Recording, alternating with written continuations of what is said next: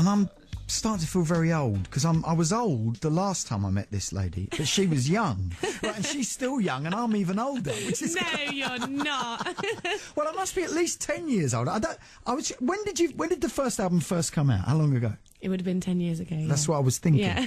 And it was even before that I first went and saw you in a little gig at Ronnie Scott's. Yes. Oh, my goodness. That was my first gig in England. I know. Oh. And some mates of mine had said, "You got to come and see this girl. She's terrific." Oh. And they weren't wrong.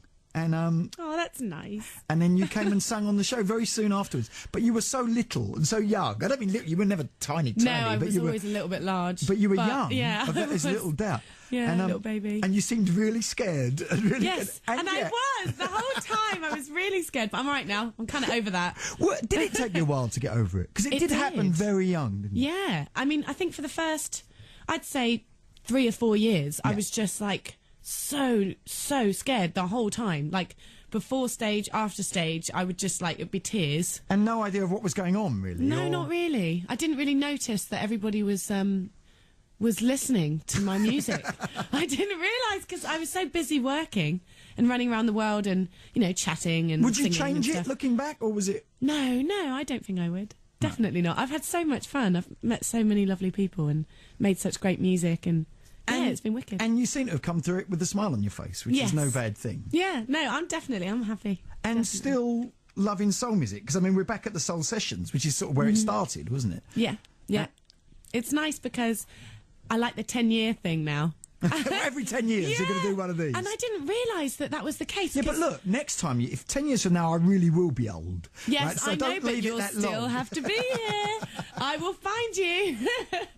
But it's good, because this is like a little bookend thing, and now I can start a whole new bunch of stuff, and then, you know. And are you going out and doing it live and that? I have been doing it live, yeah. I did a little tour in Europe, and then America, and then I went to South America last year.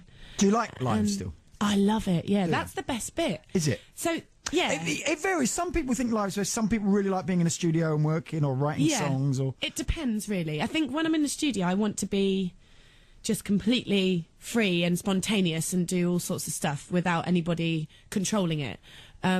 Which is, it's just this mad, lovely freedom. You can stay up till God knows what time in the morning. You can sing till you can't sing anymore. Order lots of pizza, you know, like, just do whatever you want, really, which is nice. There's no time limit when you're in a studio. And when you're on tour, there are time limits. You have to be on the bus at a certain time, and, you know, you can't be up all night. You've got to look after yourself a lot more. But and what about the promotional bit? Have you ever grown to like all of that or not? Well, I mean, it's a bit boring after a while. Oh, thank you. It's nice That's chatting. the bit we do. You know, it's good to talk, as they say. Absolutely. We like to talk.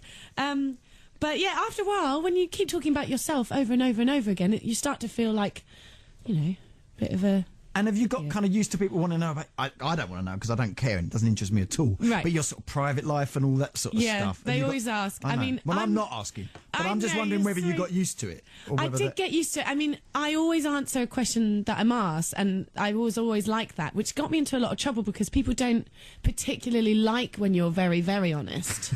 You know? You're not meant to tell the truth. Yes, because that's just no good for anyone. So that kind of didn't really work out, but I still do it. But if I'm asked a question I don't answer, I just say nope. I just move on now, whereas when I was younger, I would have answered every single question. Well, I'll ask you some questions while we're off air. Yeah. You can answer them then. Okay, all right. No, I'm only kidding. How did you pick the songs for this one? There was a guy called Steve Greenberg that signed me when I was a little tot. Yeah. And he had the whole idea for Soul Sessions in the first place. And he would sit me in his office and play... Do you remember Ben and that, the Boiler House Boys? Yes. So that was who introduced me to you. Yeah. That was who said, you got to come and see this girl. Now, Ben and Andy. Ben and Andy, they were... Where were they working? I can't remember. Oh, somewhere in London. Yeah. I remember I went up and I wrote a song with them, and then they played that demo to Steve Greenberg. So that's kind of... I've got a lot... I think they played it to me as well. Did they? Oh, my God. Oh, I hope not. It was a terrible demo. No, it wasn't. But, because what was obviously apparent from the very beginning, and you must have got very fed up with people talking about this, but was that you had that voice. and you still got it. I mean, it's still there, which is a very good thing. Thank God. Exactly. Yeah, I kind of need that. It helps, I guess. Yeah, it does help. And you were saying that you've been sort of playing at your mum's club. Yes. What's that about? Well, I love it because it's just down the road from me. In Devon? Well, yeah, it's like 20 minutes down the road from my house. Right. And I try to bring as many great people there as possible, and we just make lovely music in this tiny little club. It's called Mama Stones, and it's about like 250 capacity, so it's the perfect size for a really intimate gig. I love it. Yeah, I don't like great big venues. I don't. Yeah, neither do I really. I like the smaller, kind of close. You can really connect with people. So yeah, I've invited a couple of people down. And I'm going to keep doing it this year, I think. So fantastic. Jeff Beck come down. Wow. Which was awesome. Oh, my God, what a gig that was. How brilliant. Yeah, and Solomon Burke come down. Oh, I'm coming, Which was lovely. So I'm very lucky to be able to work with such great people. Look, I'm lucky too. And we've got great people with us. So yes, and Lee Coleman's with me today, and he sings at Mama Stones all the time. Just Stone, thank you very, very much. Thank you for having me. That was really brilliant.